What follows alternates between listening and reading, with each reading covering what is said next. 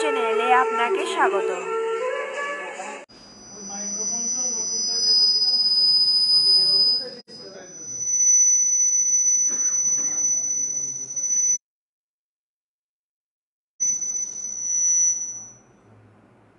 পূর্ব বৎসরের ন্যায়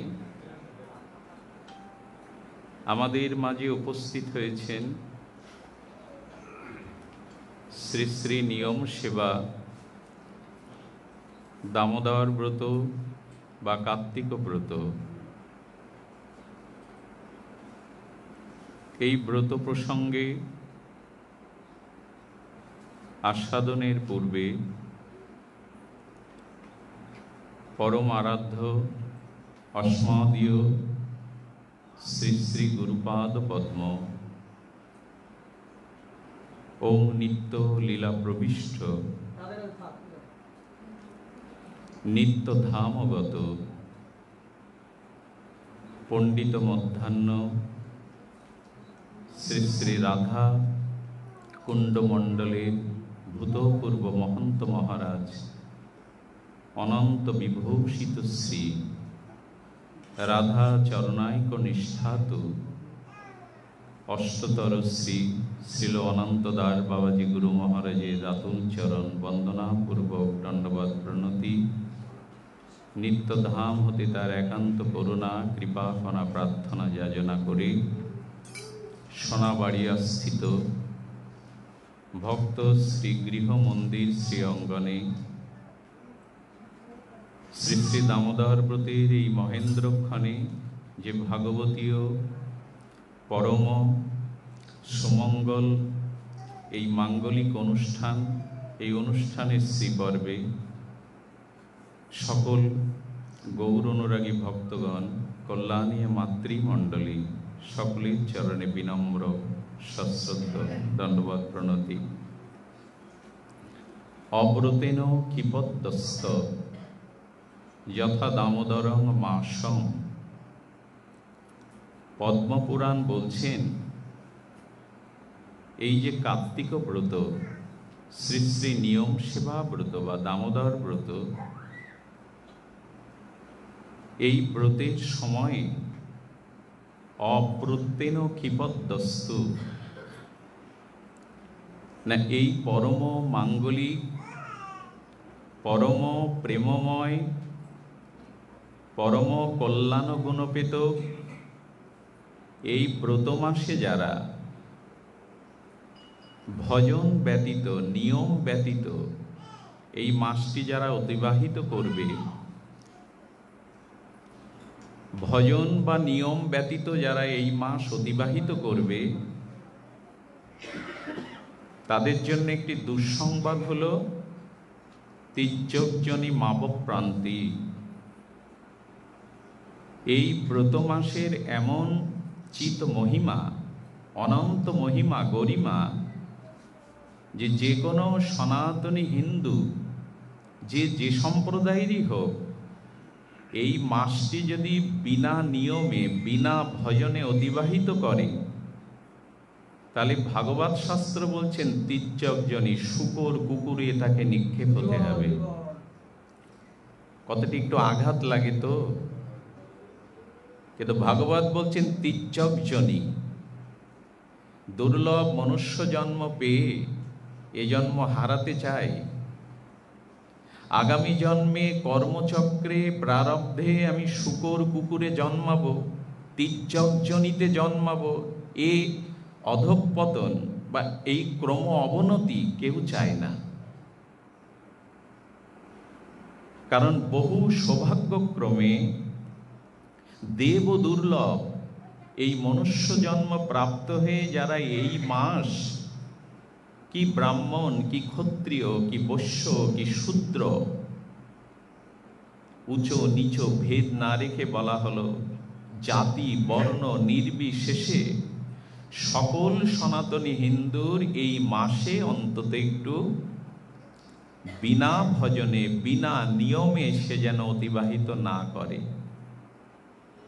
এই ব্রতের এমন দিব্য মহিমা এবং এমন তার গরিমা, এবং বলছেন সর্বধর্ম বহিষ্কৃত পদ্মপুরাণ পাতালখণ্ডে বলছেন, যদি এই ব্রতর সম্মুখে উপস্থিত হয়েও কেউ এই ব্রতকে আদর না করে, এই ব্রতকে সম্মান না করে, স্বল্পমাত্র এই ব্রতের নিয়ম ভজন পালন না করে, সর্বধর্ম বহিষ্কৃত, সমস্ত সুকৃতি থেকে, সমস্ত ধর্ম থেকে সে বহিষ্কৃত। এত বড় তাৎপর্যময় কথা বলেছেন। অব্রতেন ক্ষিপদ্যস্ত যথা দামোদরং প্রিয়ম, কারণ ভগবানের এই মাসটি অত্যন্ত প্রিয়। জাতি ধর্ম বর্ণ নির্বিশেষে প্রত্যেকের জন্য এই বিধি। এই জন্য বলছেন যে সকল ধর্ম থেকে তিনি বহিষ্কৃত হবেন। আচ্ছা, এখানে কি বলা হলো? বলা হচ্ছে, পদ্মপুরাণ আরো বলছেন, শ্রীল গুরু মহারাজের আস্বাদনে, স ব্রহ্মা স গোগগ্নশ্চ শরণতেই সদা নৃতি ন করতি মুনিশ্রেষ্ঠ য নর কার্তিকং ব্রতম। পদ্মপুরাণ বলেন, হে মুনি, হে দেবর্ষি নারদ, আপনি উদাত্ত কণ্ঠে এই জগৎকে এই বাণী শুনিয়ে দিন, যে ব্যক্তি কার্তিক ব্রত না করে সে ব্রহ্ম হত্যা, গো হত্যা, স্ত্রী হত্যা এই পাপে লিপ্ত হয়।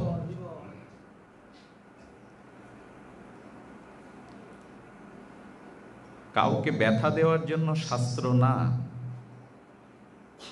শাস্ত্র কাকে বলে?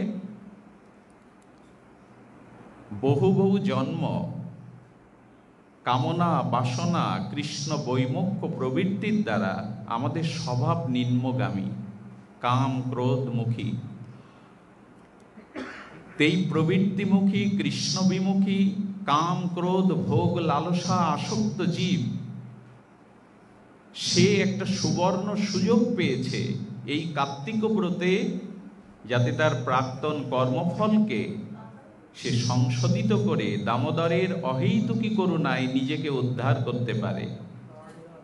কিন্তু যারা অব্রতের দ্বারা, অনিয়মের দ্বারা, অভজনের দ্বারা এই মাসটি অতিবাহিত করছেন, বললেন স ব্রহ্মা হত্যাও চ, সে ব্রহ্ম হত্যা, গোহত্যা, স্ত্রী হত্যা পাপে লিপ্ত। শাস্ত্র আমাদের অনুশাসন করে। বর্তমান জগতে মানুষের এই দুরবস্থা, কি পারিবারিক, কি ব্যক্তিগত, কি পারিবারিকগত, কি সমাজগত, কি রাষ্ট্রবিষ্টগত, এত চারিদিকে অন্ধকার, দম বন্ধ হয়ে আসছে মানুষের। কোনো মানুষ স্বস্তিতে, শান্তিতে, কল্যাণে, মঙ্গলে, উন্নততর উজ্জ্বল ভবিষ্যতের স্বপ্নে এখন কেউ রাত্রি বা যাপন করছে না। চারিদিকে একটা দাবাগ্নিকৃত, দগ্ধীভূত হতে হতে মানুষ আজ অঙ্গার, কয়লা হয়ে গেছে। এর মধ্যেও মানুষকে একটা সুযোগ দেওয়া হয় তার আত্মকল্যাণের, তার আত্মোন্নতির। সেই কল্যাণের কথা বলছেন যে, হে মুনি, কার্তিক ব্রত যে না করে, একটু সুযোগ দেওয়া হয়েছিল। এইগুলো প্রত্যাব্যয়, মহা অপরাধ তার জীবনে নেমে আসে এবং বলছেন অনিবার্যভাবে তাকে ভোগ করতে হবে। শাস্ত্রের কথাকে কেউ যদি মনে করে, শাস্ত্রের কথাকে কেউ যদি মনে করে ব্রতটা আমাদের করানোর জন্য, ব্রতটা আমাদেরকে করবার জন্য শাস্ত্রে অতিবাসিত করে একটু বহু বচন, বেশি বচন বলেছেন। যদি কেউ মনে করেন, যদি এদিকে তাকান, কেউ উঠাউঠি করেন না, যদি কেউ মনে করেন যে মানুষকে শাসনে শাসিত করে এই ব্রত করবার জন্য শাস্ত্র অতিআসক্ত, একটু বেশি কথা বলেছেন, আপনি অপরাধী হয়ে যাবেন। শাস্ত্রে রচয়িতা কারা? শাস্ত্রের প্রবক্তা কারা? বহু বহু জন্ম তপস্যালব্ধ অপরোক্ষ অনুভূতি, সাক্ষাৎকার ভগবৎ জ্ঞান, অপরোক্ষ অনুভূতি, যে জ্ঞানের ভিতরে কোনো ভ্রম নেই। কত অতিমাত্রিক কথা নেই। যারা তপস্যার একটি স্তরে উত্তীর্ণ হয়ে অপরোক্ষ ঈশ্বর অনুভূতি লাভ করে জগতের কল্যাণের জন্য যে মহাসত্য বাণীগুলো, যার ভিতরে ভ্রম লিপ্সা কারণ পটব নাই, অতিহাসযুক্ত বাণী নাই, এটাই হলো শাস্ত্র বাক্য। শাস্ত্র না মানলে শাস্ত্রের ক্ষমতা আছে আপনাকে শাসন করবার। আপনি শাস্ত্র না মেনে দেখুন, শাস্ত্রের ক্ষমতা আছে আপনাকে শাসন করবার। সীতামা গণ্ডির বাইরে পা দেওয়াতেই রাবণ কর্তৃক হরণ হয়েছিলেন। গণ্ডির বাইরে মা সীতা না বাড়ালে পা, কোটি দশাননেরও সাধ্য ছিল না সীতাহরণ করবার। তেমনি শাস্ত্রের যে ঋষি, অনুভূতিলব্ধ ঋষির যে নিয়ম, এই নিয়ম এখন আমরা লঙ্ঘন করতে ব্যতিব্যস্ত। এই জন্য আমাদের দশা আজ এই পরিণতি। শাস্ত্র কেউ জানি না, অনেকেই জানলেও সেটা মানি না। আর যেটুকু বলা হচ্ছে অতিহাসযুক্ত মনে করি মানুষকে, এটি শাসনের জন্য বলা হয়েছে না। বললেন অনির্বাজ্যভাবে তাকে এইটা ভোগ করতে হবে। পক্ষান্তরে নরনারী যে নিয়ম সেবাব্রত যথাসম্ভব পালন করবেন। কি বলা হয়েছে? যথা দামোদর ভক্তবৎসল বিদিত জনম। এই দেখুন কি বলছেন, যথা দামোদর ভক্তবৎসল বিদিত জনা তৎসহং তাদৃশ মাস স্বল্প পুর কারক। এখন প্রশ্ন হচ্ছে, তোমার এই ব্রত, তুমি যেটা এরকম ফলোয়া করে বলছো, এত বড় করে বলছো এই হবে তাই হবে, এই ব্রত কি, কিসের জন্য, এটি কিভাবে পালন করতে হবে, নিয়ম বা কি, এগুলো তো জিজ্ঞাসা। বলছেন যথা দামোদরং ভক্তবৎসল বিদিত জনা। কে না জানে, কে না জানে যে ভক্তবৎসল দামোদরের মহিমা।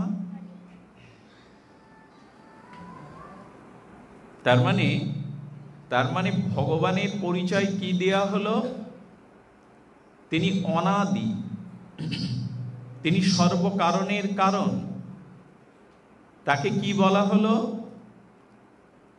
তাকে বলা হলো পূর্ণমদং পূর্ণমিদং পূর্ণাত্ম পূর্ণমুদাশ্চতে পূর্ণাস্য পূর্ণমাদায়া পূর্ণমেবাবশিষ্যতে। বেদ মাতা, বেদ মন্ত্রে, উপনিষদ ব্রহ্মসূত্রে বলা হয়েছে তিনি পূর্ণ, পূর্ণমিদং পূর্ণমদং পূর্ণাত্ম পূর্ণমুদাশ্চতে। সেই নিরাকার, নির্গুণ, অখণ্ড ব্রহ্ম যিনি, যার ভেতর নাই বাহিরে নাই, যার উঁচু নিচু নাই, সেই বস্তুকে কখনো বাধা যায়? বেদ মাতা গায়ত্রী ভগবানের পরিচয় দিতে গিয়ে বললেন তিনি অখণ্ড, তিনি নিরাকার, তিনি নির্গুণ ব্রহ্ম। বৃহত্তম তত্ত্ব হলো নির্গুণ ব্রহ্ম। তো আকাশকে কেউ রশি দিয়ে বাঁধতে পারে? তো এই বৃহত্তম অখণ্ড আকাশকে কেউ বাঁধতে পারবে তো রশি দিয়ে? আছে কি ক্ষমতা কারো? এরকম কোটি কোটি ব্রহ্মাণ্ডের যিনি অনন্ত বিভু, সেই নির্গুণ নিরাকার ব্রহ্ম, তিনি সগুণ সকর মধ্যমাকার শিশু হয়ে মা যশোদার গোকুলে অঙ্গনে মা যশোদা তাকে পট্টডরিকা, খোপার সোনালি দড়ি দিয়ে বাঁধছেন। ভগবানকে বাঁধা যায়? অনন্ত বিভু বস্তুকে বাঁধা যায়? যিনি নির্গুণ তিনি সগুণ হলেন, যিনি নিরাকার তিনি আকার নিচ্ছেন, যিনি পূর্ণ তিনি আজ মধ্যমাকার শিশু হয়ে, অবশ শিশু হয়ে গোকুলে যশোদা অঙ্গনে আজ মা তাকে রঞ্জু দিয়ে, দাম মানে রশি দিয়ে তাকে বাঁধছেন। আকাশকে কি বাঁধা যায়? যার উঁচু নিচু, যার দৈর্ঘ্য প্রস্থ নাই। একটা বিন্দুকে কি করে বাঁধবেন আপনি, যার দৈর্ঘ্য নয় প্রস্থ নাই? হ্যাঁ, সেই ভগবান আজ মা যশোদার বাৎসল্য প্রেমে বাধা পড়ছেন। ভগবানকে বাধা যায় কি? সর্বশক্তিমান তত্ত্ব কি রশি দিয়ে বাধা যায়? তো যে ভগবান ভক্তের ভব্য ভাবনা অভিমানে, ভক্তের ভক্তিতে মধ্যমাকার শিশু হয়ে মা যশোদার বাৎসল্য প্রেমে, মা তো বাঁধবেই, সন্তান বাঁধে না মা?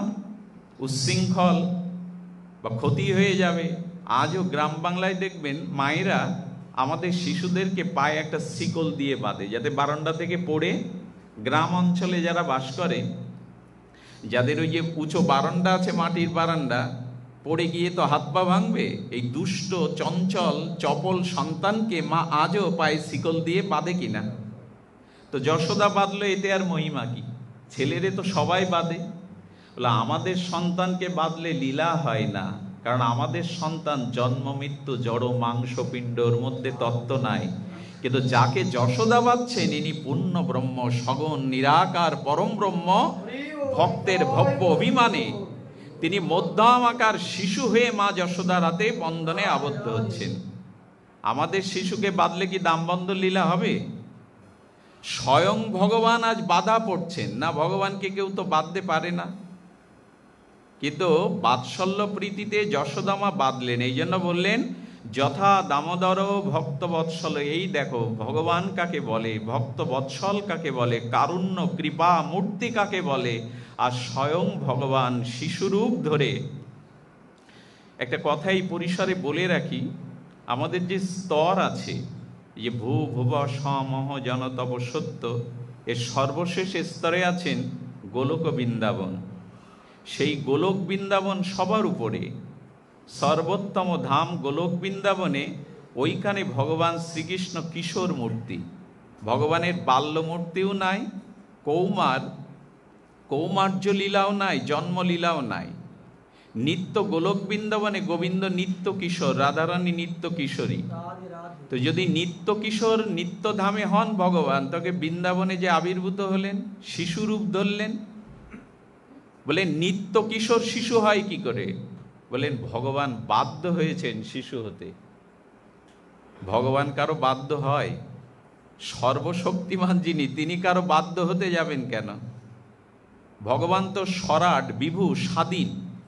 বৈদিক শব্দে এরকম বলা হয়েছে, ভগবান হলো সরাট, বিভু এবং স্বাধীন। তো সেই ভগবান মধ্যম আকার শিশু হতে যাবেন কেন? ক্ষুধার্ত ক্রন্দনরত মায়ের স্তন পান করবেন কেন? তিনি বা নন্দালয়ে কেন নবনীত চুরি করবেন? কেন বা ভীত সন্ত্রস্ত কম্পিত কণ্ঠে মাকে হাত জোর করে বলবেন মা বেদনা, মা দড়ি দিয়ে বেদনা। জ্যাঠাই মাকে ডাকছে, রোহিণী জ্যাঠাই মা, মা আমাকে বাঁধছে, তোমরা আমাকে দেখো। তো ভগবান যশোদার বাৎসল্য প্রীতিতে, নন্দ বাবার বাৎসল্য শুদ্ধ প্রীতিতে তিনি কিশোর মূর্তি হলেও শিশুরূপ নিয়ে যশোদার কোলে আসতে বাধ্য হয়েছেন। ভক্ত ওইভাবে চেয়েছিল বটে। ভক্তিতে ভগবান বশ হন। তো স্বয়ং ভগবান কিশোর মূর্তি পরিগ্রহ করে ভৌম বৃন্দাবনে মায়ের কোলে শিশুরূপ নিতে বাধ্য হলেন ভক্তের ভক্তির দ্বারা। ভক্তিতেই কেবল ভগবান বিবশ হন। ওইখানে ভগবানের শক্তি। নিজ মুখেই বলেছেন অহং ভক্ত পরাধীন, আমি একটা জায়গায় পরাধীন, আমার ভক্তের ভক্তির কাছে আমি স্বাধীন নই, ওইখানে আমি পরাধীন। এটা ভগবানের ভক্ত বাৎসল্য গুণ। জ্ঞান কর্মের দ্বারা ভগবান বশীভূত হয় না, একমাত্র শুদ্ধ ভক্তির দ্বারা ভগবান বশীভূত হন। সেই শুদ্ধ ভক্তির দ্বারা ভগবানকেও শিশুরূপ নিতে বাধ্য করেছে। মা যশোদা চেয়েছে তাকে সন্তান রূপে। ভগবান তোমাকে আমি চাই সন্তান রূপে, তুমি ক্ষুধার্ত কাতর হয়ে আমার কোলে স্তন পান করবে অমৃত, আমি তোমাকে ভৎসনা করব, শাসন করব। সেই ভগবান আজ তার ভগবানত্তা ভুলে তিনি পরিগ্রহ করেছেন কিরূপ? মধ্যমাকার শিশুরূপ। তো সেই অচিন্ত ভগবানকে যদি রঞ্জু দিয়ে মা যশোদা বাঁধতে পারেন, তা এখানে বলা হচ্ছে কি? যথা দামোদর ভক্ত বৎসল, ভগবানকে ভক্তির দ্বারা বাঁধা যায়, এটি জগতে প্রথম প্রমাণ করলেন মা যশোদা এবং দামোদর রূপী ভগবান কারুণ্য ঘন বিগ্রহ কৃষ্ণ। এর আগে ভগবানকে কেউ বাঁধতে, হ্যাঁ, দুর্যোধনও চেষ্টা করেছিল। দুর্যোধন তার রাজক্ষমতা দিয়ে কৃষ্ণকে বন্দী করতে চেষ্টা করেছিল, কিন্তু পারেনি। ভগবান হলো অধরা, তাকে ধরা যায় না, তিনি ধরা দিলেই তবে তাকে ধরা যায়। আমাদের দেশে বন্ধন আর বৃন্দাবনের বন্ধন এক নয়। আমরা মায়ার দ্বারা বন্ধনে আবদ্ধ, আর বৃন্দাবনে ভগবান প্রেমের দ্বারা আবদ্ধ, ভক্তির দ্বারা আবদ্ধ। তো সেই ভক্তবৎসল ভগবান বিদিত জনা, কে না জানে যে যশোমতী মা গোপালকে বেঁধেছিলেন, এ কথা তো সকলেরই জানা। তো বলা হচ্ছে যদি জানা থাকে তাসহং তাদিসং মাস, এই দেখুন কেন এই মাসের বা এই ব্রতের এত মহিমা। এদিকে লক্ষ্য করুন, বলছেন ভগবান যেমন ভক্তবৎসল, ভগবান যেমন ভক্তবৎসল, এই মাসও ভগবানের ন্যায় ভক্তবৎসল কৃপালু। তার মানে অন্যান্য মাসের ন্যায় এই দামোদর ব্রত মাসটি একীভূত নয়। আচ্ছা, আকাশে তো একটাই চাঁদ, কিন্তু পূর্ণিমার চাঁদ আর তৃতীয়া চতুর্থীর চাঁদকে কি এক বলা যাবে? যাবে কি? আচ্ছা, সমুদ্রে তো জল আছে, জলরাশি, অনন্ত জলরাশি, অতল স্পর্শী জলরাশি। পূর্ণিমার দিনে ছাড়া সমুদ্র কি উচ্ছ্বলিত হয়? অষ্টমীর চাঁদের দ্বারা কি সমুদ্রের উত্তাল তরঙ্গ বাড়ে? বাড়ে না। কবে বাড়ে? পূর্ণিমার দিন। তেমনি ভগবানও যেমন ভক্তবৎসল, এই ব্রত মাস, কার্তিক ব্রত মাসটাও ভগবানের ন্যায় ভক্তবৎসল, কৃপা করবার জন্য আসেন। তাসং তাদিস মাস স্বল্পপুরকারক, এই মাসে যারা নিয়মপূর্বক, শাস্ত্রের নিয়মপূর্বক ব্রত উদযাপন করতে পারবে না, তারা যেন স্বল্প পরিমাণ আচরণ করে। একটু আগে বলছিলাম এই পাপ সেই পাপ। আপনারা যারা একাদশী থেকে ব্রত করেননি, আগামীকাল পূর্ণিমা থেকে তারা ব্রত করতে পারেন। যারা বলবেন এই নিয়ম শোনাতে পারি, তাকে সম্মান করে। অল্পমাত্র পুরকারক, কেউ যদি সামান্যও পালন করে, সেই সামান্যটুকু বলি যারা কাল থেকে শুরু করতে পারেন, যারা সংকল্প করেননি কাল থেকেই শুরু করতে পারেন স্বল্পমাত্র। ব্রতের নিয়মে কি বলা হয়েছে? একটু পূর্ণাঙ্গ নিয়ম যদি বলি আমরা ভয় ধরে যাবে। পূর্ণাঙ্গ নিয়ম হলো এই যে ক্ষৌরকর্ম করা যাবে না, এই যে নখ চুল ক্ষৌরকর্মগুলো করা যাবে না। এখানেই তো আপত্তি, আমি মাস্টারি করি, আমি ডাক্তারি করি, আমাকে অফিসে যেতে হয়, তাই তো? ক্ষৌরকর্ম করা যাবে না, খাটে শয়ন করা যাবে না, ভূমিতে শয়ন করতে হবে। ভগবানকে ভোগ লাগিয়ে সিদ্ধ মতো, যাতে কি কি খাদ্য নেই, যেখানে হলুদ নাই, যেখানে আপনার মশলা নাই, উগ্র কোনো মশলা, যেখানে আপনার গরম মশলাদি নাই। আবার খাদ্যের মধ্যে বলা হয়েছে বেগুন নেওয়া যাবে না, পটল নেওয়া যাবে না, সিম নেওয়া যাবে না, লাউ পুঁই শাক আদি নেওয়া যাবে না, শাক আদি নেওয়া যাবে না। এরকম করে একবেলা ভগবানকে ভোগ লাগিয়ে পেতে হবে।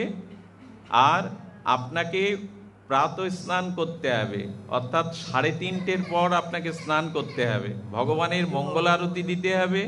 এই মাসে যে ভজনটা করবেন সেটা নিয়মিত ভজন করতে হবে, নিয়মিত দামোদরাষ্টক পাঠ করতে হবে, নিয়মিত বৈষ্ণব সঙ্গে হরিকথা শ্রবণ কীর্তন করতে হবে, ইত্যাদি ইত্যাদি। এটা আমাদের পক্ষে, সকলের পক্ষে সম্ভব নয়।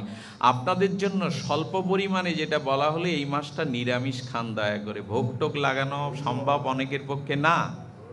আপনারা এই মাসটা অন্তত আমিষ আহারটা, এইটা আপনাদের পক্ষে সম্ভব, এইটা আপনার পক্ষে সম্ভব। 1 নম্বর হলো আপনি একটু নিরামিষ খান এই মাসটা, হাটে বাজারে, বাড়ি আবার নিরামিষের নাম করে বাজারে খেয়ে ফেলেন না, নিজেকে ফাঁকি দেওয়ার কোনো মানে নেই। আমার অনন্ত জন্ম যিনি জানেন, ভবিষ্যৎ দ্রষ্টা ভগবান, তাকে তো ফাঁকি দেওয়া যায় না। অনেকেই আছে বাড়িতে মানল না, হ্যাঁ, সে তো নিয়ন্ত্রণ করতে পারে না, নিজেকে বাজারে খেয়ে নিল। বললেন এই মাসটা একটু নিরামিষ খেতে হবে, আর নিয়মপূর্বক একটু ভজন করতে হবে, প্রাত স্নান। এটা যদি সম্ভব না হয় একটু ভজন করুন, 8 মালা করে প্রতিদিন করবেন, হরিনাম মালাটা করবেন। আর বলছেন বৈষ্ণব সঙ্গে হরিকথাটা শুনতে হবে। তো কোথায় পাবেন বৈষ্ণব প্রতিদিন? কোথায় হরিকথা পাবেন? এই জন্য এই মাসটা প্রায় জায়গায় মাসব্যাপী হরিকথা হয়। যদি না পান তাহলে একটু গীতা বাংলাও পড়বেন। শ্রবণ যদি না করতে পারেন তাহলে একটু পাঠ করবেন। বাংলাতেই গীতার 2টো করে শ্লোক পাঠ করলেন, কি দাঁড়ালো তাহলে? প্রতিদিন হরিকথা শ্রবণ বা শাস্ত্র পাঠ, একটু নিরামিষ আহার, আর কি বলা হলো, একটা করে দীপ দান দিতে হবে, আকাশ প্রদীপ দিতে হবে একটা করে। এইটুকু কিন্তু আপনাদের নরনারী সবার পক্ষে সম্ভব। যদি বলেন না এইটুকু সম্ভব না, তাহলে কিছু করার নাই। শাস্ত্রের কিছু করার নাই, ভগবানেরও কিছু করার নাই, যদি এইটুকুও অপারগ হন, একটু নিরামিষ, একটু সন্ধ্যাবেলা আকাশ প্রদীপ, আর একটু নিয়মপূর্বক হরিকথা শ্রবণ কীর্তন ভজন, এইটুকু যেটা করবেন নিয়ম করে করবেন। আচ্ছা, নিয়ম সেবা বলা হলো কেন? এই মাস বাদে কি আর ভজনের নিয়ম থাকে না?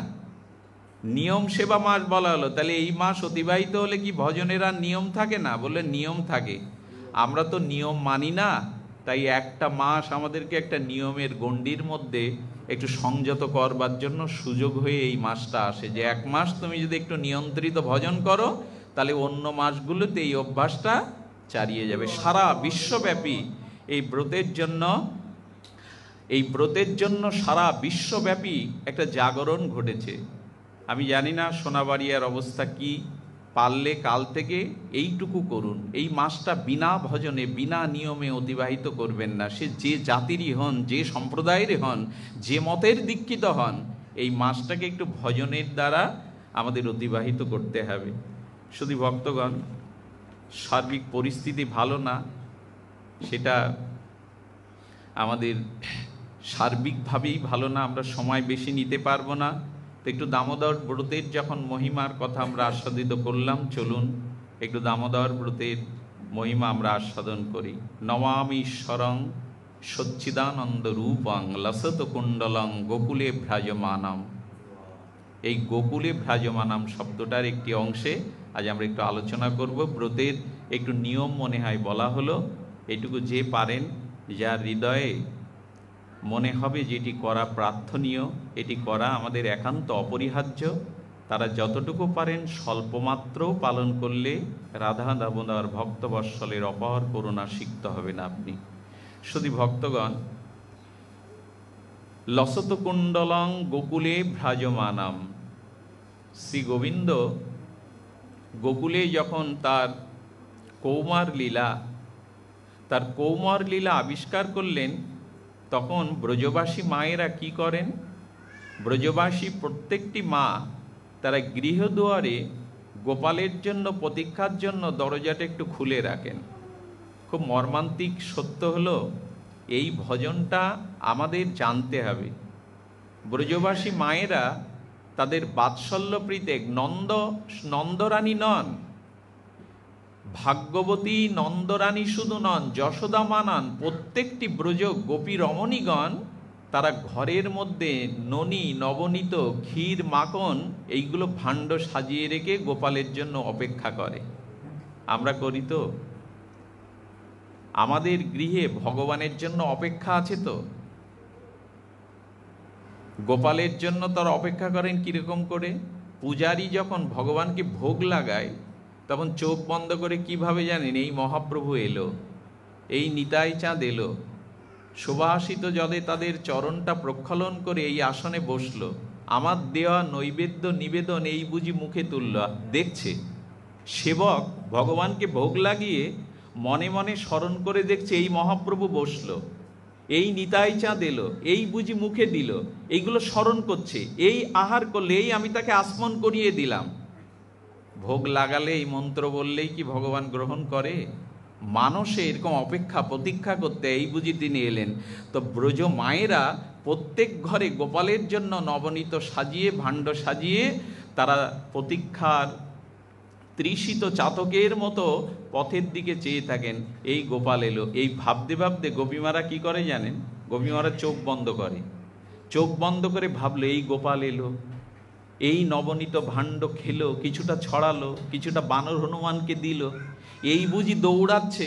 মনে মনে এরকম ভাবছে বসে বসে। এই ভাবতে ভাবতে ওই চোর এলো, ওই গোপাল এলো, এই ভাঙলো, এই খেলো, ওই তো দৌড়াচ্ছে। বলছে ওই যে দৌড়াচ্ছে, ওই দৌড়াতে পথে উনিও পিছনে পিছনে দৌড়াচ্ছেন। আসলে কিন্তু মনে মনে ভাবছিলেন, মনে মনে প্রতীক্ষা করছিলেন, কিন্তু ওই গোপাল এলো, দৌড়াচ্ছে, এই দৌড়াতে গোপাল, এই গোপাল দাঁড়া। এক বৃদ্ধ ব্রজ গোপ, তিনি বলছেন, মা দৌড়াচ্ছ কেন? তোমার সামনে তো কেউ নেই। বললো তাই নাকি? চোখ তখন বলছে তাই নাকি? আমি ভেবেছিলাম গোপাল আমার নবনীত খেলো, ভাণ্ড ভাঙলো, আমি তাকে একটু ধরে নাচাবো গাওয়াবো বলে, ওর পিছনে ধরবো বলে দৌড়াচ্ছি। ও তাহলে গোপাল আসেনি? কতটা মনোনিবেশ। এই হলো ভজন। তিনি আসেননি, তার আসবার প্রতীক্ষা করতে করতে কোথায় হারিয়ে গেছেন। এই গোপাল এলো, এই ঘরের মধ্যে প্রবেশ করলো, এই ননি খেলো, ছড়ালো, ওই ননি চোর যাচ্ছে বলে পেছনে দৌড়াচ্ছে, আসলেই সব মনে মনে। এক বৃদ্ধ গোপ বলছে, মা দৌড়াচ্ছ কোথায়, সামনে তো কেউ নেই। কই গোপাল? বলো, আমি ভেবেছিলাম আমার সামনে দিয়ে চলে যাচ্ছে। ভজন কি নিয়ম করে করলে হয়? ভজনে আবেশ চায়, ভজনে অনুরাগ চায়। ভজতাম প্রীতিপূর্বকম তেষাং সতত যুক্তানাং ভজতা। শুধু ভজন করলে হবে না, ভজনের মধ্যে অনুরাগ থাকতে হবে, প্রীতি থাকতে হবে। আবার বিফল মনোরথ হয়ে দরজায় বসে বলছে, গোপাল তো এলো না। আমাদের শাস্ত্রকাররা বললেন যে মেয়েরা, মায়েরা ঘরে গোপালের জন্য প্রতীক্ষা করে না, ভগবানের জন্য এরকম প্রতীক্ষা করে না, তার গৃহে শান্তি আসে না, তার গৃহে কল্যাণ বরণ করে না। মেয়েদের, মায়েদের অন্তত ভগবানের জন্য কিছু উপাচার রাখতে হবে, একটা প্রতীক্ষা চাই, আমার ঠাকুর ঘরে গোপাল সেবা নেবেই। এই প্রতীক্ষা আজ আর হিন্দুর ঘরে ঘরে তেমন নাই, যা আছে খুব স্বল্প। আমাদের গৃহগুলো আমাদের ভোগ সম্বরে সাজানো, আমরা প্রতীক্ষা করি কখন আমাদের বাজার আসবে, আমাদের ভোগের সম্ভার আসবে। ভগবানের জন্য প্রতীক্ষা তো মেয়েরা, মায়েরা যদি না করে, সে গৃহটা অন্ধকার, সে গৃহে আলো জ্বলবে না। বাইরের আলো জ্বললেও সেখানে শান্তি কল্যাণের আলো জ্বলবে। মেয়েদের, মায়েদের অন্তত ভগবানের একটু প্রতীক্ষা করা উচিত, একটু তার উপাচারগুলো সাজিয়ে রাখা উচিত। হ্যাঁ, ওই ভাবছে গোপাল কি আজ আসবে না, আমার কি দুর্ভাগ্য। জানেন, কোনো ভক্তের আকুল আহ্বানকে ভগবান উপেক্ষা করতে পারে না। যদি কোনো ভক্তের আকুল আহ্বান ভগবানের জন্য হয়, ভগবান অপেক্ষা করতে পারে না, আজও পারে না। সেদিনও পারতেন না, আজও পারে না। যদি কোনো ভক্তের উৎকণ্ঠিত ব্যাকুল চিত্তে ভগবানের জন্য কেউ প্রতীক্ষা করে, তাকে আসতেই হবে। ভগবান এসে হাজির। তো সেদিন কিভাবে এসছেন? গোপাল একা এসেছেন। গোপাল একা এসেছেন কেন জানেন? যার ঘরে চুরি করবে, ভগবান কৌমার্য লীলায় যার ঘরে ননি চুরি করবে, সে খুব চালাক, সেই ব্রজমা খুব চালাক। এই জন্য ওর বন্ধুদের আনেনি, সখাদের আনেনি। আনেনি কেন জানেন? যে সখাগুলো চালাক না, তাদের রেখে এসছে। কারণ চুরি করাটা খুব বড় বিদ্যার কাজ। আচ্ছা, এইখানে গোবিন্দকে আমরা চোর বলছি কেন? স্বয়ং ভগবানকে তার বাৎসল্য লীলায়। এই বাচ্চাটা থামান, চোর বলছি কেন? আচ্ছা, গোবিন্দকে চোর বললে, ভগবানকে চোর বললে আপনারা মেনে নেবেন তো? না, পৃথিবীর সব থেকে বড় চোর গোবিন্দ। কেন জানেন? উনি বলছেন, তোমরা এত হরি কথা শোনো, এত ভাগবত কথা শোনো, এত দুঃখ মায়ায় আক্রান্ত হয়ে এত জন্ম মৃত্যু জরাব্যাধি ভোগ করো, তবুও তোমাদের স্বভাব শোধরায় না।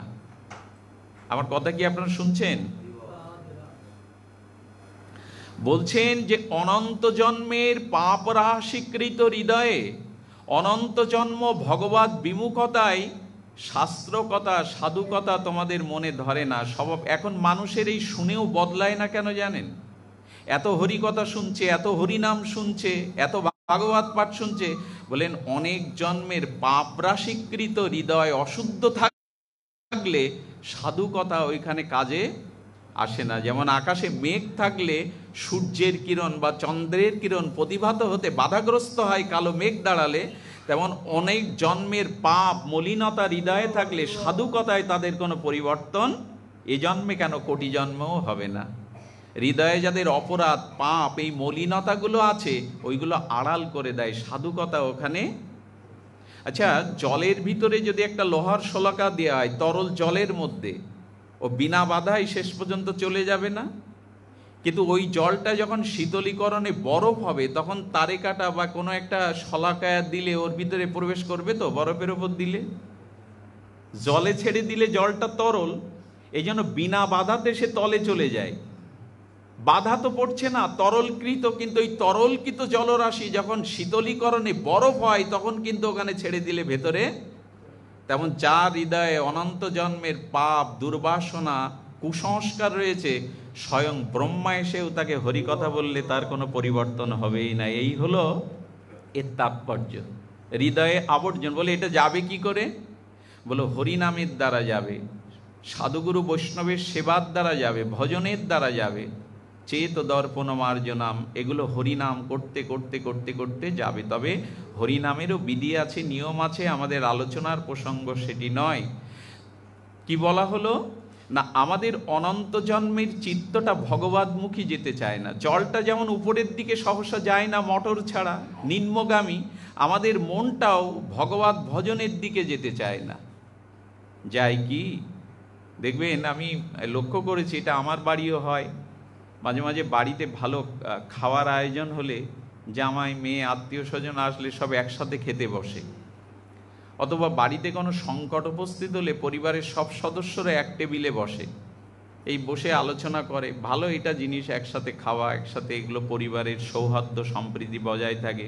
কিন্তু আজ পর্যন্ত দেখেছেন পরিবারের সবাই মিলে একটু ভগবত প্রসঙ্গ করতে, জামাই, মেয়ে, স্বামী, স্ত্রী সবাই মিলে এক টেবিলে খাওয়ার সময় গল্প করা যাবে, এটা ভালো কথা। সৌহার্দ্য সম্প্রীতি উন্নত পরিবারে এগুলি হয়। এবং বিপদ বা কোনো সংকট বা কোনো সমস্যা পড়লে একসাথে, কিন্তু ভক্তির আলোচনাটা এসো সবাই মিলে এখন না, এটা পাওয়া খুব দূরও হয়ে যাবে, এটা পাওয়া খুব দূরও হয়ে যাবে, বিরল এটা। তা আমাদের ভক্তি চর্চাটা নাই। তাই গোবিন্দ চিন্তা করলেন ওদের মনটা তো আমার দিকে আসবে না, তাই আমি যদি চোর হয়ে ওর নিম্নগামী বিষয় অভিমুখী মনটাকে চুরি করে আমার চরণে নিয়ে আসি। এই জন্য গোবিন্দ কারো ঘরে চুরি করলে কি চুরি করে? তিনি মন চোর, গোপী মন, কি বলা হলো পদটা? গোপী মন চোরা। অর্থাৎ গোবিন্দ কি চুরি করেন? যে মনটা ভগবানের চরণে যেতে চায় না, ভজনে যেতে চায় না, ওই বিষয় বিমুখ মনটাকে গোবিন্দ চুরি করে তার চরণে নিয়ে আসেন। এই জন্য তিনি বিশ্বচোর নামে খ্যাত। তার মুরলীর ধ্বনিতে তিনি, তার অপরূপ রূপমাধুর্যে তিনি সবার মনটাকে চুরি করে নিজের কাছে আনছেন। আমার মনে হয় মাঝে মাঝে একটু প্রার্থনা করে বসি, হে মনচোর, হে হৃদয় চোর, আমার হৃদয় দুয়ার খুলে দিলাম, তুমি এসে আমার মনটা চুরি করে তোমার পাদপদ্মে নিয়ে যাও। আমার মন তো অনন্ত জন্মে তোমার চরণ অভিমুখে হবে না। তো গোবিন্দ তেমনি চুরি করার জন্য এসে থাকে, তার পায়ের নুপুরটা রুনুঝুনু করে বেজে উঠছে। গোবিন্দ বললেন, বা রে বা, বন্ধুদের বুদ্ধি কম বলে আর রেখে আসলাম চুরি করে, এখন আমি তো চোর, আমি যে চোর, আমি তো আমাকে ধরিয়ে দেওয়ার জন্য যথেষ্ট। আমার পায়ে যদি নুপুর বাজে তাহলে এ তো ওই নুপুরের ধ্বনিতেই চোরকে ধরে ফেলবে, আমি কত বোকা। আচ্ছা, ভগবান এরকম মনে করছেন কেন? বলে এখানে ভগবান টগবান নেই। মা যশোদার ব্রজবাসীদের প্রীতিতে ভগবান তার ঐশ্বর্য শক্তি একেবারেই হারিয়ে ফেলেছেন। কথাটা একটু বোঝানো দরকার। এই মেয়েটার, এই রেখে দাও, খেলো না, এই ওটা রেখে দাও, খেলো না।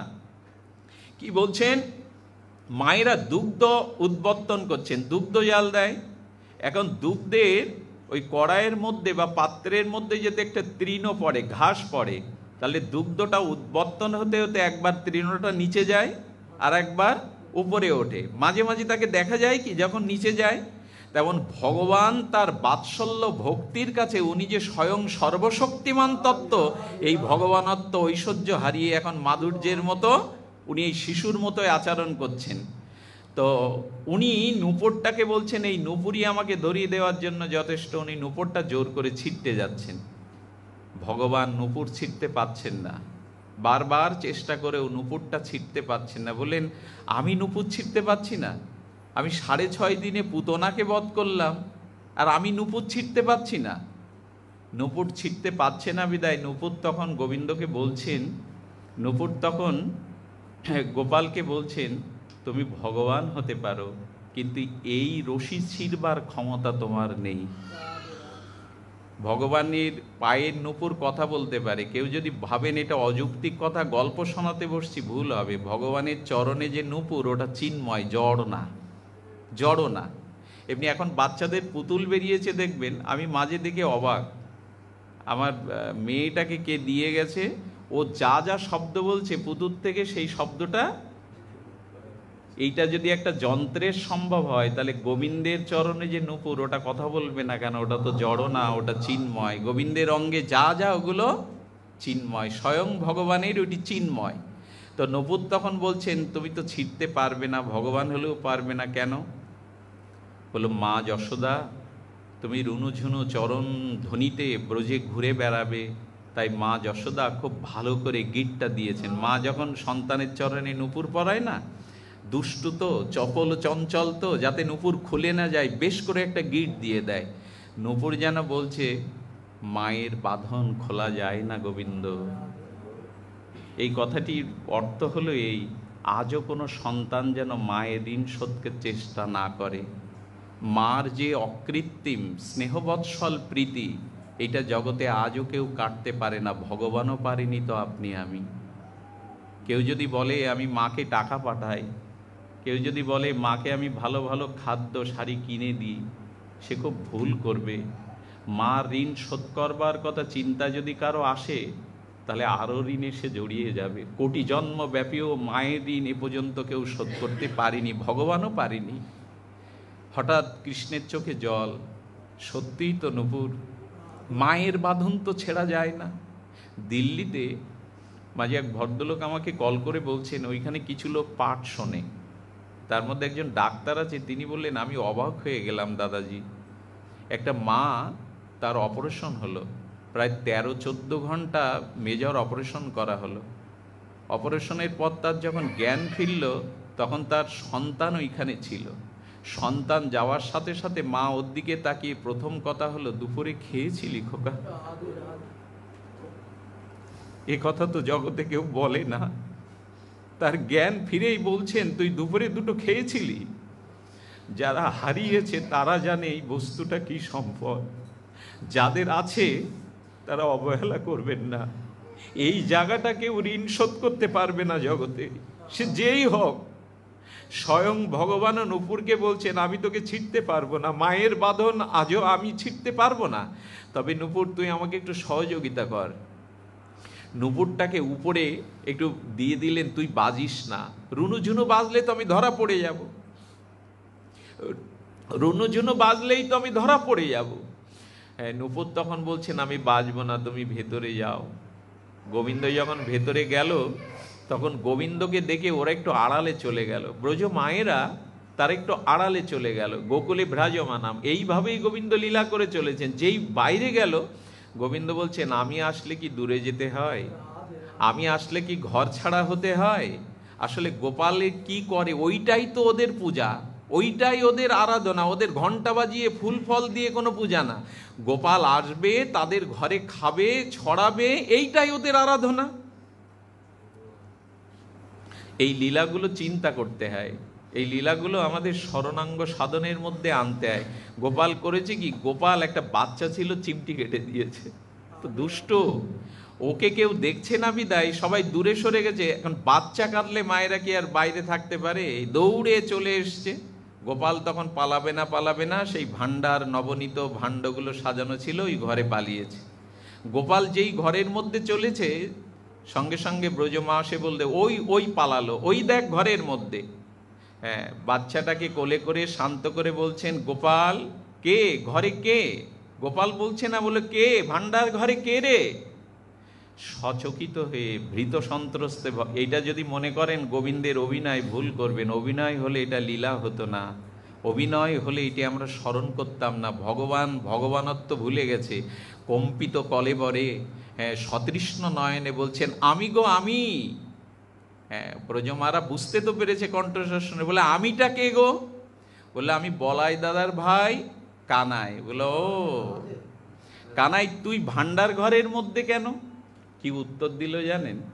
উত্তর দিচ্ছে, ব্রজমা, আমি এই পথ দিয়ে যেতে যেতে মনে করলাম এটা আমাদের ঘর, মা যশোদার ঘর, আমি আমার ঘর ভেবে ঢুকে পড়েছি। বলে, কি সুচতুর, মিথ্যাও কেমন করে সাজিয়ে বলতে পারে, তোর ঘর ভেবে ঢুকেছিস? তাহলে হ্যাঁ, ভাগবত বলছে গোবিন্দ ভুল বলেনি।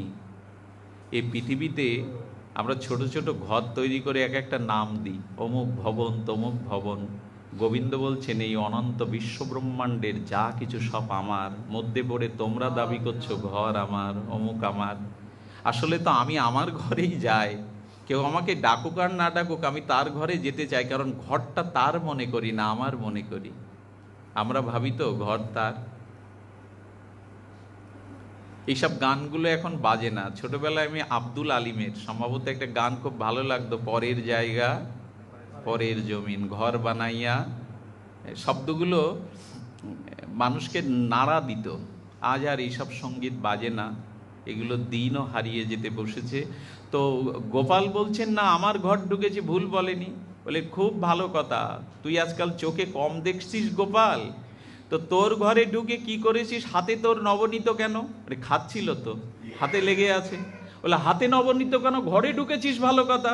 বলে ব্রজমা আমাকে চোর বলবে না, বদনাম দেবে না, আমি তোমাদের উপকারের জন্যই এইটা করছিলাম। বলে তোর উপকার একবার শুনি কি?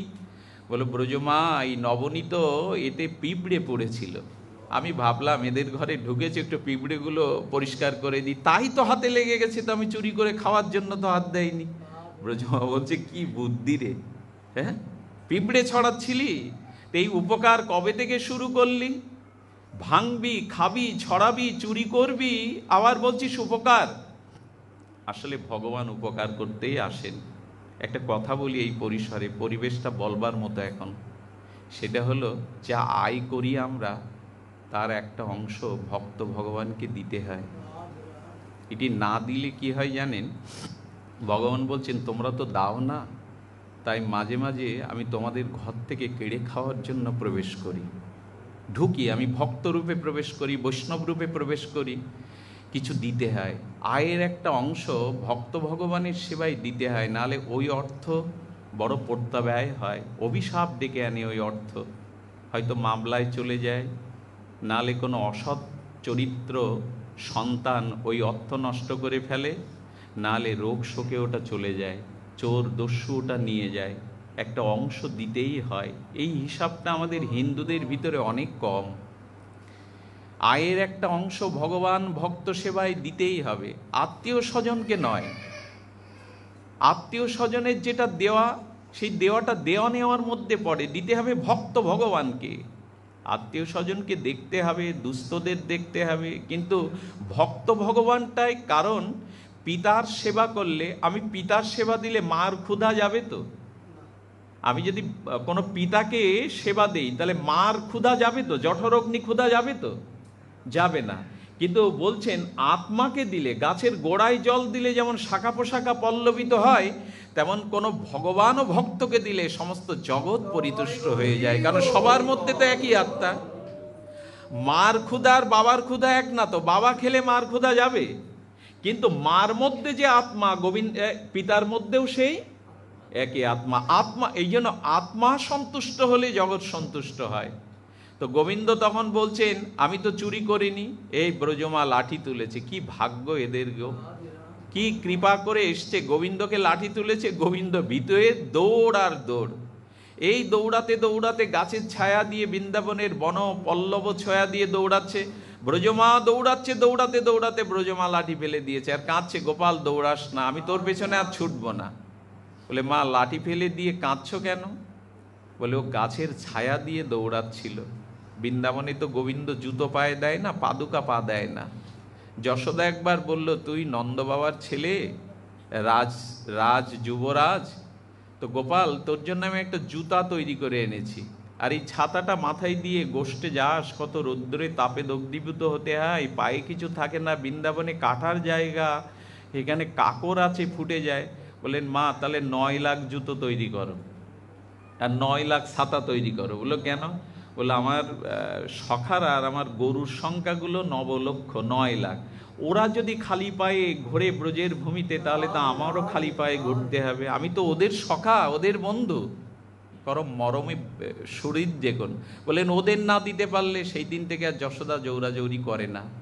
তো গোপাল, এই জন্য বৃন্দাবনের ঠাকুরের, আমাদের ঠাকুরানীর কোনো পাদুকা নেই দেখবেন, বৈকুণ্ঠে আছে, বৈকুণ্ঠে লক্ষ্মীনারায়ণের আছে, বিষ্ণু লক্ষ্মীর আছে, কিন্তু বৃন্দাবনের ঠাকুরের রাধারানীর চরণে কোনো পাদুকা দেখবেন না। ব্রজধাম কিনা, বৃন্দাবনের চিন্তামণির ধুলি কিনা। দৌড়াতে দৌড়াতে গোপাল ছায়া থেকে যখন রৌদ্র দিয়ে দৌড়াচ্ছে, সেই রৌদ্র দিয়ে দৌড়াতে গিয়ে গোপালের পায়ে তাপ লাগছে বিদায় ব্রজমায়েরা লাঠি ছেড়ে দিয়ে কাঁদছে, গোপাল আর দৌড়াস না, তোর পায়ে যে আঘাত লাগছে, তোর পায়ে যে তাপ লাগছে। কতটা ভালোবাসলে এরকম অনুভূতি হয়।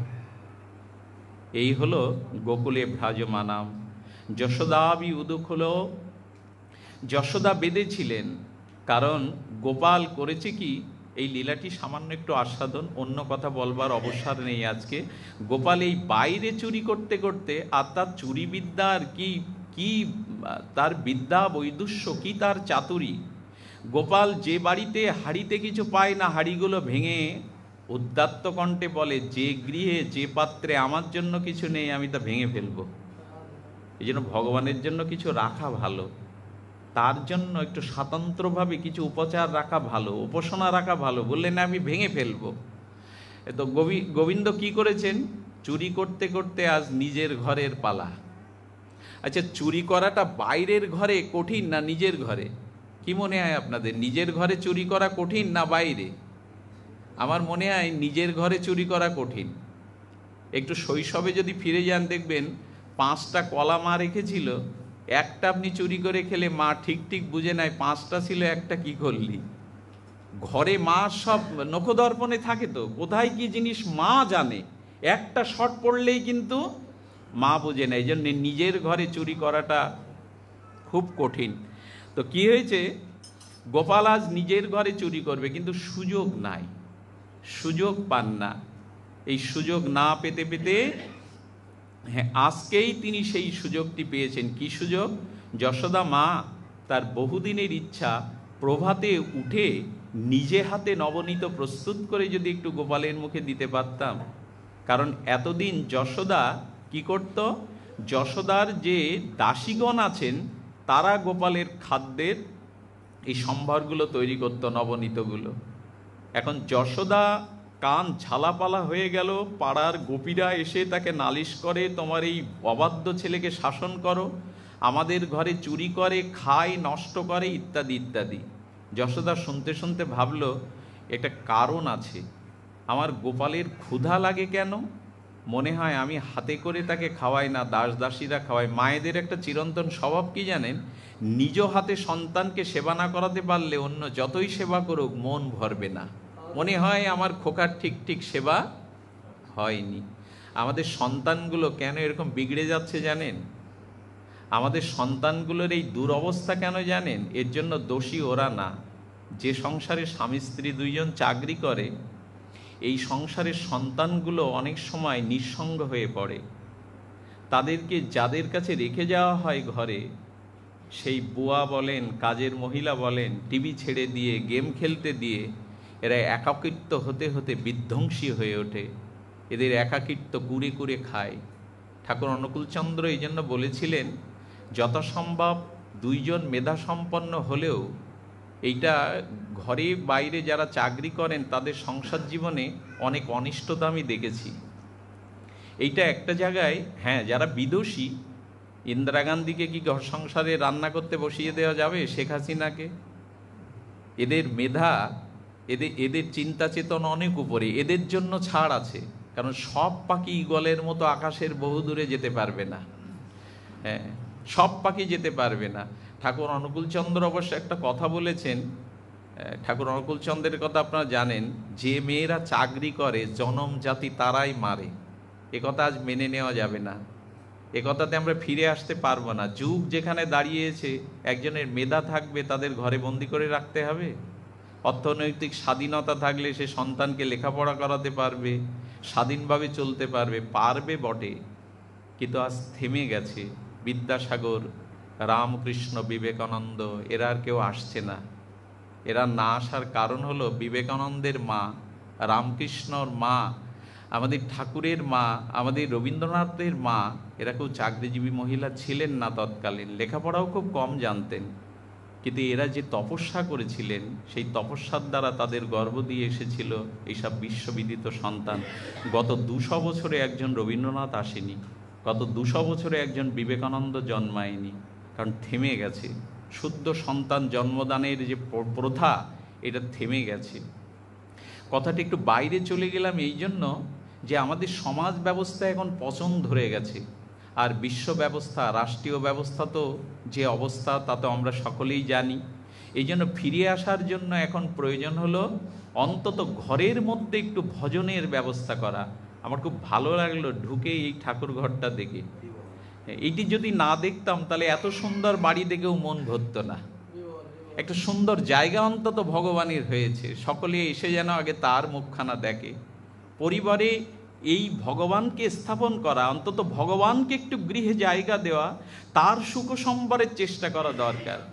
যশোদা মা নিজে হাতে সেবা দেবে বলে আজ প্রভাতে উঠছেন। কারণ নন্দবাবা তিনি গেছেন গোবর্ধন যাগযজ্ঞে, তিনি গেছেন সবাইকে নিয়ে, দুই একজন দাসী আছে। মা যশোদা খুব প্রভাতে উঠেছেন। মায়েদের একটু প্রভাতে ওঠার নিয়মটা ছিল, আজ আছে কিনা জানা নাই, অন্তত এইটাই নিয়মটা উল্টে গেছে। মা ঠাকুমারা ওই যে প্রভাতে উঠে তাদের যে ছড়াঝাড় দেওয়া, তাদের যে একটু প্রভাতে ওঠা অভ্যাসটা, এটা ফিরিয়ে আনুন। এটা আপনার জীবনকে অনেক প্রশস্তি দেবে, অনেক মঙ্গল দেবে। কিন্তু হয় কি, এগুলো তো সব, এগুলো সামাজিক নিয়মগুলো, শাস্ত্রীয় নিয়মগুলো একদম নষ্ট হতে বসেছে। আমরা এইখানে মা যশোদাকে প্রভাতে তুলছি, ভাগবত তুলছেন। মা কি করেছে, আস্তে আস্তে আঁচলটা টেনে নিচ্ছে। গোপাল আঁচলের ওপর শয়ন করে, তো একটু লীলাটা ভাবুন। ওইখানে চলে যান মা যশোদার অঙ্গনে, ওইখানে প্রদীপটা সারা রাত জোরে মিটমিট করে জ্বলছিল। মা যশোদা একটু প্রদীপের শিখাটা একটু উত্তীর্ণ করে ওই প্রদীপটা দিয়ে গোপালের মুখটা দেখছে। আহারে গোপাল ঘুমা। এইখান থেকে শুরু হলো মঙ্গল আরতি। প্রভাতে উঠে যারা ভগবানকে অন্তত একটু দীপ দেখায়, একে বলে মঙ্গল আরতি। বলে যে গৃহে মঙ্গল আরতি হয় সে গৃহে অমঙ্গল ঢুকবে কি করে? কিন্তু হিন্দুর গৃহে এটা আজ ভাবাই যায় না। মঙ্গল আরতি কজন করে? অনেকটা ভুলতে বসেছি আমরা। মা যশোদা এই প্রদীপ ও শিখা দিয়ে গোপালের বদনটা দেখে দুই পাশে পাশের বালিশ দিয়ে যাচ্ছে। ভাগবত বলছে যশোদা মাকে, গোপাল কি পড়ে যাওয়া, ভগবান কি পড়ে যায়? যশোদা দুই পাশে 500 পাদান দিয়ে যাচ্ছে। গোপাল কি, ভগবান কি পড়ে? বলল যশোদার এত বাৎসল্য প্রীতি যে 500 পাদান দিয়ে যশোদা স্নান করে চুলটা মালতীর মালা দিয়ে বেষ্টন করে উনি কি মাখন তোলার জন্য এই মাখন মন্থন করছেন। মায়ের আগেকার দিনে তুলতো, সেই অম্লযোগে দধি করে ঘোল করে মাখন তুলছে, আর সামনে একটা কড়াইতে দুগ্ধ বর্তন করছে, দুগ্ধ জাল দিচ্ছে। আর যশোদা কি করছে, হাতে যখন গোপালের জন্য নবনীত তুলবে, মাখন তুলবে বলে এ করছে, তখন হাতটাকে বলছে হাত, তুই তো গোপালের সেবার জন্য রত। মুখটাকে বলছে তুই বসে থাকবি কেন, তুই গুনগুন করে গোপালের গুণকীর্তন কর। আর মনকে বলছে গোপালের পুতনামক্ষম লীলা, এইসব লীলাগুলিকে স্মরণ কর। যশোদা এক হাতে হাতে যেমন ভগবানের সেব্যদ্রব্যের ক্রিয়া করছেন, মুখে তিনি গোবিন্দের গুণকীর্তন করছেন, আর অন্তরে তিনি ভাবছেন। কি শিক্ষা হলো? যদি ভগবানকে ডাকতে হয় তাহলে তনু মন প্রাণ দিয়ে ডাকো। মনটা ঘুরে বেড়াচ্ছে বাইরে, ভগবানের সেবায় আমি রত, বলে এইটা হবে না। তো তনুমন প্রাণ দিয়ে যশোদা যখন ওই মাখনটা তুলছে, খুব প্রভাতে, খুব প্রভাতে, ভাগবত তখন বলছেন মা এত সকাল সকাল তুলছো কেন? মাখন তোলার একটা ধর্ম হলো খুব প্রভাতে তুলতে হবে। দেখবেন যদি দুপুর হয়ে যায় তাহলে মাখনটা তো উঠবেই না, উঠলে অত আস্বাদিত হবে না। আর যদি বিকালবেলা মন্থন করেন, ঘোলটা বিকালবেলা প্রভাতে না করে টক হয়ে যাবে কিনা, বিষাক্ত হয়ে যাবে কিনা। যশোদা তাহলে কি বলল, যদি ভগবত ভজন করতে হয় তাহলে প্রভাতে প্রভাতে সকাল সকাল করো। আমরা আর সকালে করেছি, এখন বৃদ্ধ হয়েছি তাও ভজনের নাম নেই, আমরা আর এটা সকাল সকাল করেছি। সুধীমণ্ডলী, মা যখন ওইভাবে নবনীত তুলছে, হঠাৎ করে মায়ের চুড়িগুলো, হাতের বালাগুলো ঝনাৎকারে নৃত্য করছে। ঝনাৎকারে যখন নৃত্য করছে, যশোদা তখন আবেশে জিজ্ঞাসা করছে তোরা আমার হাতের চুরি হয়ে নৃত্য করছিস কেন? যশোদাকে বললেন মা, হাত তো প্রভু সকলকে দিয়েছেন, সবার হাত দিয়ে তো গোপালের সেবা হয় না। তোমার হাতের অলংকার হতে পেরে আমরা আনন্দে নৃত্য করছি, যে আমরা সেই হাতেই যেন অলংকার হই যে হাতে গোপালের সেবা হয়। মায়েদের অলংকার কি? বালা, হাতের অনেকগুলো চুড়ি পরা, বালা পরা অলংকার? বললেন না, যে হাতে ভগবানের সেবা হয় না, তুলসী চয়ন করে গোবিন্দ চরণে, রাধারানীর চরণে যারা দেয় না, সেই হাতে যতই বালা পড়ুক, ওই বালাটা তার পরপারের কোনো অলংকার না। প্রকৃত অলংকার হলো হাত দিয়ে যদি একটু ভগবানের সেবা করা যায়, ওইটাই তার অলংকার। আমরা মরে গেলে তো বালাগুলো খুলবে নাকি? তুলসী তলায় নামালে আগের থেকে বালাগুলো খুলে নেবে, কিন্তু যে হাত দিয়ে ভগবানের সেবা করলাম ওটা তো কেউ খুলতে পারবে না। পারবে কি? এই জন্য শাস্ত্র বলছে হাতের অলংকার হলো ভগবানের সেবা। যশোদা এবার লক্ষ্য করছেন তার কানের দুলগুলো দোদুলো নৃত্য করছে। বলে, তোরা দুলছিস কেন, তোরা নৃত্য করছিস কেন? বলে, কর্ণ তো দুটি কর্ণ সকলের আছে, সকলের কর্ণে তো ভগবানের কথা যায় না মা, তাই তোমার কর্ণে এই যে গুনগুন করে গোপালের গুণমহিমা কীর্তন করছো, আমরা আনন্দে নৃত্য করছি আর বলছি, আমরা যেন সেই কানেরই দুল হই যে কানে কৃষ্ণ গুণকীর্তন যায়, কৃষ্ণ কথা যায়। কানের প্রকৃত অলংকার হলো কানের দুল না, কানের প্রকৃত অলংকার হলো কৃষ্ণ কথা। এটাই যশোদা প্রমাণ করছেন ভাগবতে। আর যশোদা মায়ের চুল কেশদাম ছিল তো আলায়িত, ওই কেশটা যখন বেষ্টনী করে, মাধবীর মালা দিয়ে বেষ্টনী করে দুগ্ধমন্থন করছেন, তখন মালাগুলো ঝরে ঝরে পড়বে না, যশোদার পায়ে পড়ছে। তো মালাগুলোকে বলছেন যশোদা ভাবাবেশে, তোরা মাথায় ছিলি, তোরা পায়ে পড়ছিস কেন? তা বললেন, মা, যে মুহূর্তে কেউ গোবিন্দ চিন্তা করে, গোবিন্দের ভাবনা করে, সেই মুহূর্তে তার মাথায় কোনো বোঝা থাকে না। আমরা মাথায় প্রভুত্ব করছিলাম ভারী হয়ে, এখন তোমার চরণে পড়ছি যাতে তোমার মাথায় আর কোনো দুশ্চিন্তা না থাকে। এখন মা যখন এইসব ভাবে বিভোর, তখন গোপাল পেছন দিকে উঠে, ওই যে কাজল দেওয়া ছিল তো গোপালের চোখে, আকর্ণ বিস্তৃত কমলাক্ষ নয়নে কাজল দেওয়া ছিল। গোপাল করেছে কি, মা যশোদার আঁচল ধরে পেছন দিয়ে টানছে, মা মা ক্ষুধা লেগেছে, খেতে দাও। মা যশোদার খেয়াল নেই কেন, ওই যে গোবিন্দ গুণকীর্তন ভাবনায় রত, পেছনে কে ডাকছে এদিকে তার। এই দেখুন ভগবান কি বলছেন, ভগবান বলছে, এই দেখো, ভক্ত শুধু আমাকে ডাকে না, আমিও ভক্তকে ডাকি যদি আমার প্রিয় ভক্ত হয়। মা মা বলে কাঁদতে কাঁদতে কজল, মানে কাজলটা ধুয়ে টপ টপ করে জলটা বুকে পড়ছে, মার ওদিকে খেয়াল নেই। হঠাৎ করে মা পেছনে তাকিয়ে দেখে ক্রন্দনরত গোপাল। তুই কতক্ষণ? বলে, কখন থেকে ডাকছি মা। কেন রে, তুই এত ভোরে তো উঠিস না? গোপাল মনে মনে বলছেন, মন প্রাণ দিয়ে যে আমাকে ডাকে, আমি কি তার থেকে দূরে থাকতে পারি? আমি কি ঘুমাতে পারি? কথাগুলো বড় মার্মিক। যারা তনুমন প্রাণ দিয়ে ভগবানকে ডাকে, ভগবান প্রমাণ করলেন আমি আর দূরে থাকতে পারি না, তার কাছে এসেই ধরা দেই। যশোদাকে বলছে, মা খেতে দাও। আপ্তকাম পুণ্যকাম ভগবানের, ক্ষুধা নেই তৃষ্ণা নেই। ব্রহ্মা এই দিকে লিখলো, আমি বেদে ভুল লিখেছি, তোমার ক্ষুধা তৃষ্ণা নেই এটা লিখে দিয়েছি আমি আত্মকাম। এখন দেখছি ব্রজের ভগবান আলাদা, আমার লেখা ভুল হয়ে গেছে, এখানে ভগবানের ক্ষুধা লাগে। মা যশোদা যেই অমৃত স্থান গোপালের মুখে দিয়েছে, কেমন আনন্দে মা দুটি স্তন, দুটি করপল্লব হাত দিয়ে দুগ্ধ পান করতে শুরু করেছে। সঙ্গে সঙ্গে সামনের কড়াইটাতে দুগ্ধ উদ্বর্তন হয়ে পড়ে যাচ্ছিল। যশোদা মা তাড়াতাড়ি গোপালকে বলছে, নাম নাম, কোল থেকে নাম। আরে তোর জন্যই তো দুগ্ধটা জাল দিচ্ছিলাম, প্রজ্বলিত করছিলাম, দুগ্ধ নেমে যাচ্ছে। গোপালকে তাড়াতাড়ি কোল থেকে নামিয়ে কড়া নামাতে গেল। মার এই বিচারটা কি ঠিক হলো? স্বয়ং ভগবান বাৎসল্য প্রেমী, যার স্তন পান করছে, মা তোমার একটু দুগ্ধ উদ্বর্তন হয়ে পড়ে গেলে ক্ষতি কি কড়াই থেকে? তুমি একটু পরে নামাতে পারতেন না?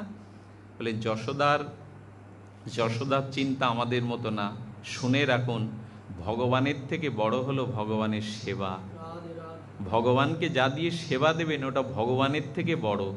এই জন্য মা যশোদা জানতেন ওই দুধটা আমার গোপালের জন্য, ওইটা তার পুষ্টি তুষ্টি আনন্দ দেবে। তো গোপালের সেবার জন্য যে বস্তু, সে বস্তু নষ্ট করা যায় না। এই জন্য আমাদের এই শরীরটা ভগবানের সেবার জন্য। আমরা ভগবত সেবা ব্যতীত কাম ক্রোধে বাসনায় যে দেহটা ক্ষয় করছি না, এটা দেহের অপব্যবহার, এটা দেহকে যথার্থ মূল্যায়ন আমরা করিনি। তো মা যশোদা দুগ্ধটা লাভাতে গেলে গোপাল ঠোঁট কামড়াচ্ছে, রাগ তো হয়, বাসনা বাধা পেলে, কামনা বাধাগ্রস্ত হলে ক্রোধায়। গোপাল ঠোঁট কামড়াতে কামড়াতে একেবারে কি করেছে, একটা পাথরের নুড়ি নিয়েছে। পাথরের নুড়ি নিয়ে মা যশোদা নারায়ণের জন্য বা রাস খাজনা কংসকে দেওয়ার জন্য যেসব ননি ভাণ্ডগুলো সাজিয়ে রেখেছিল মাটিতে ছাড়া তো দই আজও পাতা যায় না, ননি ভাণ্ডগুলো মাটিতে ভালো থাকে। গোপাল গিয়ে করেছে কি, ওপরে বাড়ি দিতে শুরু করেছে পাথরের নড়ি দিয়ে। কি, আমায় কোল থেকে নামানো, আমায় কোল থেকে নামিয়ে দুধ নামাতে যাওয়া। একবার ক্রোধে বিম্বধর অষ্ট কামড়াতে কামড়াতে ওই কলসির ওপরে ঘাতিতে গেলে ঠনাট ঠনাট করে শব্দ হচ্ছে। গোপাল বলছে এক্ষুনি তো ধরবে, ভাঙতেই আমাকে হবে, আজ আমি মার ক্ষতি করবই। ও করেছে কি, নিচের দিকে ঘা দিয়ে ভেঙে দিচ্ছে। নিচের দিকে ভরা কলসি তো বাজবে কম। এই নবনীত ভাণ্ড ভেঙে স্রোত বইয়ে দিল। আর ওর থেকে কিছু ননি হাতে করে নিয়ে দেখছে জানলার বাইরে বানর হনুমানগুলো, বলে দিঘায় ওদের ডাকছে, আজ আমি মার এই সব খাওয়াবো। বানরগুলো তাড়াতাড়ি ছুটে এসে গোবিন্দের দিকে তাকিয়ে কাঁদছে। বানর কাঁদবে কেন, কেন জানেন? পূর্বলীলাতে প্রভু ছিলেন রাম। সেই রামলীলাতে যে বানর হনুমানগুলো প্রভুর সঙ্গ পেয়েছিলেন, প্রেম পেয়েছিলেন, অনেক বছর অনেক কাল কেটে গেছে, তারা প্রভুর সঙ্গ পেয়ে কৃষ্ণকে দেখেই মনে পড়েছে তাদের ত্রেতার লীলা। কৃষ্ণ বলছে তোদের অনেক দিন হাতে করে খাওয়াইনি, আয় তোরা। সেই জানলার রাস্তা দিয়েই ওই বানরদেরকে খাওয়াচ্ছে। এদিকে যশোদা দুগ্ধ নামিয়ে এসে দেখে সর্বনাশ, এখনো আধার কাটেনি, গোপাল গেল কোথায়? নিশ্চয়ই কোল থেকে নামাতে দুগ্ধ বঞ্চিত করে সে ক্রোধান্বিত হয়েছে, কোথায় গেল এই আর পায় না। নন্দভবনে তো অনেকগুলো ঘর, রাজপরিবার, এখনো সূর্যের আলো প্রকাশ হয়নি, আলো আধারিতে মা যশোদা খুঁজে পাচ্ছেন না। এই না পেতে পেতে দৌড়াচ্ছে মা যশোদা, কোথায় গেল, কোথায় কি পড়ে গেল, গোপালের কিছু হলো? এই শঙ্কায় চিন্তায় মা প্রতি পদবী বিন্যাসে দ্রুত যাচ্ছে, কিন্তু পাবে কোথায়? ভগবান ধরা না দিলে ভগবানকে খুঁজে পাওয়া যায়? সঙ্গে সঙ্গে মা যশোদা দেখছে ওই যে ননি ভেঙেছে না, দধি ভাণ্ড ভেঙেছে, গোপাল পালাতে গিয়ে ওই ননি ভাণ্ডের পায়ের ছাপের চরণ চিহ্নটা এঁকে এঁকে বলেছে। বললেন এই তো পেয়ে গেছি, ও কোন ঘরে আছে, ওর পায়ের ছাপ দেখে মা এগোচ্ছে। ভাগবত বলল কি, যশোদা কোনোদিন তাকে খুঁজে পেতে না। আসলে যারা ভগবানকে খুঁজতে বের হয়, ভগবান তাদের চরণ কৃপায় জানিয়ে দেয় আমি কোথায় আছি। চরণ চিহ্নটা না ফেললেও পারতেন, উনি ভক্তকে জানাচ্ছেন যে আমার পথে আসে আমিই তাকে আমার চরণ কৃপায় জানিয়ে দিই, তারা আমাকেই পায় আমার কৃপাতেই। চরণের চিহ্ন দেখে গিয়ে দেখে গোপাল ওই ঘরের ভিতরে ওই বসে আছে চুপটি মেরে, ভয়ে শঙ্কিত হয়ে। আজ লাঠি তুলেছে যে তোকে আর শাসন করবই। লাঠিটা তোলার সাথে সাথে গোপাল মার আঁচল দিয়ে দৌড়ে, দৌড়। যশোদাও দৌড়াচ্ছে, ভগবানও দৌড়াচ্ছেন। হঠাৎ গোবিন্দ পেছনে ফিরে ফিরে দেখছেন গোপাল বারবার, যশোদার নিতম্বটা তো ভারী, উনি দৌড়াতে গিয়ে ক্লান্ত ঘর্মাক্ত হয়ে যাচ্ছেন। আমরা যদি প্রশ্ন করি মাকে কষ্ট দিচ্ছ কেন গোপাল, ধরা দিলেই তো হয়। গোপাল বলছেন আমার খুব আনন্দ হচ্ছে, এই জন্য মাকে একটু দৌড়াচ্ছি। কেন আনন্দ? বলল জীব যখন আমার পেছনে দৌড়ায় না, আমার খুব আনন্দ হয়। এরা তো সংসারের পিছনে দৌড়ায়, কামনা বাসনার পিছনে দৌড়ায় রাত দিন, আমার তখন ভালো লাগে না। আমি সৃষ্টি করলাম, আমার পেছনে না দৌড়ে ওরা রূপ যৌবন খাওয়া পরার দিকে, বিষয় বাসনার দিকে দৌড়াচ্ছে। তো কেউ যখন আমার দিকে দৌড়ায় আমার বড় আনন্দ হয়। এই যেমন আপনারা এসেছেন, উনি দেখছেন, উনি এইখানেই দাঁড়িয়ে দেখছেন কারা আমার পেছনে দৌড়াচ্ছে, আসছে, তো আনন্দে দৌড়াচ্ছে। তো গোবিন্দ তখন বললেন, গোবিন্দকে বলছেন ধরা দাও। গোবিন্দ বললেন আমাকে দৌড়েও ধরা যায় না, আবার না দৌড়ালেও ধরা যায় না। কথাটা পরস্পর বিরোধী না? এই দৌড়ানোটা কি? এই দৌড়ানোটা হলো ভগবানের ভজনে এগোতে হবে, তাহলে ভগবান কৃপা। কেউ যেন মনে না করে আমি এত লক্ষ নাম করি, দুবার বৃন্দাবনে যাই, এতবার শাস্ত্র পাঠ করি, আমি ভগবানকে পাবো। বললেন না, কোনোদিনই পাবে না। আমি ধরা দিলে তবে দৌড়াতে হবে। আমার পেছনে যে দৌড়ায় আমি তার কাছেই ধরা দেই। গোপাল তখন একটু মন্থর গতিতে চলতে চলতে যাতে ধরা যায়, যশোদা এসে তাকে ধরে ফেললেন। এই ধরে এসে তো লাঠি উঁচু করলে, গোবিন্দ প্রথমেই কান ধরেছেন, আত্মরেহাই নেই। কান ধরে বলছেন মা মেরো না। ভগবান ভয় পায়, ভগবানেরও ভয় আছে। যার নাম নিলেই যমও দূরে পালায়, যার নাম নিলে ত্রিতাপ জ্বালা দূর হয়, তিনি ভয়ে শঙ্কিত হয়ে বলছেন মা মেরো না, লাঠিটা ফেলে দাও মা, লাঠিটা ফেলে দাও। যষ্টিটা বলেছে লাঠি তো ফেলবো না,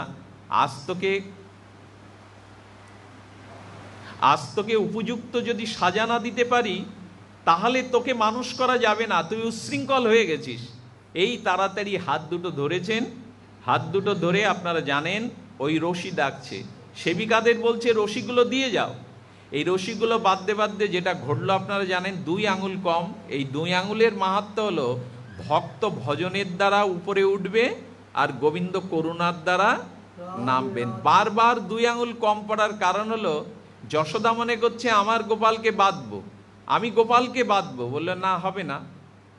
সাধনা করতে করতে যেন মনে না হয় যে আমি জপ ধ্যান করি, সাত্বিক আহার করি, অমুক তবু আমি ভগবানকে পাবো, এটা অভিমান। অর্থাৎ যখন ভজন করতে করতে তার অভিমান দূর হবে, এই হলো 1 আঙুল। সাধনা আর করুণা যুক্ত হলেই গোবিন্দকে বাঁধা যায়। গোবিন্দকে বাঁধলেন একটা কাঠের সাথে, উদুকল মানে ঢেকির মতো একটা কাঠের সাথে বাঁধলেন। বেদে যশোদা ভেতরে গেলেন। এরপরে জানেন যমল অর্জুন উদ্ধার হলো। নন্দ বাবা, আমি সমাপ্ত করছি, নন্দ বাবা এসে বলছেন গোপাল তোকে বাঁধলো কে?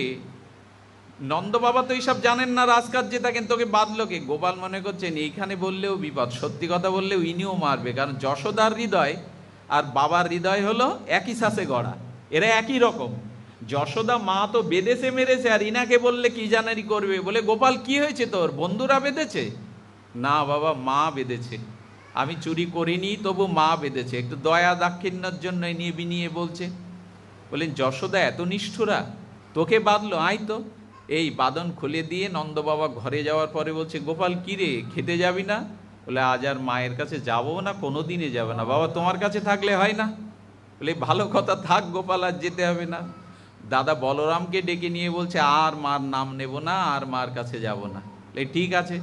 নন্দ বাবা বললেন আপাতত তো রাখি, তারপরে ও এমনিই মা করে দৌড়াবে, মায়ের কাছে ছাড়া যাবে কোথায়? দুপুরে কি করেছে, দুপুরে যমুনা থেকে স্নান করিয়ে পদ্মিনী গাভীর দুগ্ধ, সুগন্ধি পদ্মিনী গাভীর দুগ্ধটা জাল দিয়ে গাঢ় করে মিশ্রি ঠেলে দিয়েছে। এই মিশ্রি ভেজানো দুগ্ধটা পান করে গোপাল বলছে মায়ের দুধ আর কি কাজ বাবা, এই ফেলেই তো চলে যাবে। আরে মিশ্রি মিশানো পদ্মিনী গভীর দুগ্ধ তো এত সুন্দর, আর মার কাছে যাব না বাবা। বলরাম দাদা এই তো এই খেয়ে থাকবো। এই যখন সন্ধ্যা নেমে গেছে তখন নন্দবাবা বলছে সারাদিন রাখতে পেরেছিলাম, রাতে তো ওকে রাখা সম্ভব না। আরে এখন কি করি? থাক গোপাল থাক, আমার কাছে থাক, মার কাছে আর যাবি না, মা তোকে বেঁধেছে মেরেছে। এখন রোহিণী মা চলে এসছে। রোহিণী মা এসে নন্দবাবাকে বলছেন মহারাজ নন্দরানী তো সারাদিন খায়নি, ওকে বেঁধে গিয়ে এই মেঝেতে পড়ে রয়েছে, সারাদিন স্নানও করিনি, খায়নি। মনে মনে বলছেন তা করুক গিয়ে, অত রাগ, ছেলেকে অত বাঁধবে তো না খেয়ে পড়ে থাকুক। গোপাল যাবি? জ্যাঠাই মার দিকে আড়ে আড়ে তাকিয়ে বলছেন বাবা বলে দাও এখন এত দরদ কেন? জ্যাঠাই মার রোহিণীকে বলছেন গোপাল এখন এত দরদ কেন? যখন বাঁধে আমি চিৎকার করে ডেকেছিলাম জ্যাঠামা জ্যাঠাই মা আমাকে বাঁধছে, মা তুমি রক্ষা করো, কোথায় ছিলে তখন তুমি? ওকে বলে দাও বাবা আমি যাব না। অপূর্ব ভগবানের লীলা, হচ্ছে ওকে বলে দাও আমি যাব না। হঠাৎ করে তখন বলে বসেছে সারাদিন নন্দরানী কিন্তু খাননি, উনি খুব দুর্বল, কিছু একটা কিন্তু হয়ে যেতে পারে। এই গোপাল তখন উঠে দাঁড়িয়েছে, যেই বলেছে যশোদার কিছু হয়ে যাবে, ভালোবাসাটা তো ভেতরে বইছে। সঙ্গে সঙ্গে বলছে বাবা কি বলে গেল? বলে তোর মা তো সারাদিন খায়নি, উপবাসে আছে, মেঝেতে পড়ে আছে, যদি কিছু হয়ে যায়, যদি কিছুটা আর মুখে বলতে পারে, যদি মরে যায়। যেই বলেছে যদি কিছু হয়ে যায়, গোপাল আর দৌড়ে গিয়ে যশোদা যশোদা বলে মা মা বলে কোলে গিয়ে উঠল। এই হলো প্রীতি। যখন কোলে গিয়ে উঠলেন, যশোদা চোখের জলে গোবিন্দকে ভিজিয়ে দিয়ে আর স্তন্য পান করতে লাগলেন। এই লীলা স্মরণের জন্য এই মাসটা, এই দামোদরের উপাখ্যানটা এইটা। এবং এখানে বলে কুবের আত্মজ্য বন্ধমুক্তৈব যতবাত তয়া মৌচিত ভক্তি বাজকৃতচ্চ, উনি বন্ধন মুক্ত করেছিলেন যমল অর্জুনের। আমরাও গোবিন্দের কাছে প্রার্থনা করি, আমরাও শ্রী ভগবানের কাছে প্রার্থনা করি যাতে আমাদের এই ভববন্ধন তিনি মুক্ত করেন। হে প্রভু দামোদর, হে ভক্তবৎসল, আমরা তোমার চরণে পরম আকুতি নিয়ে আছি, জানে আমাদের এই বন্ধন থেকে আমরা মুক্ত হতে পারি। আমি এই বাড়িতে আজকের এই দুর্যোগপূর্ণ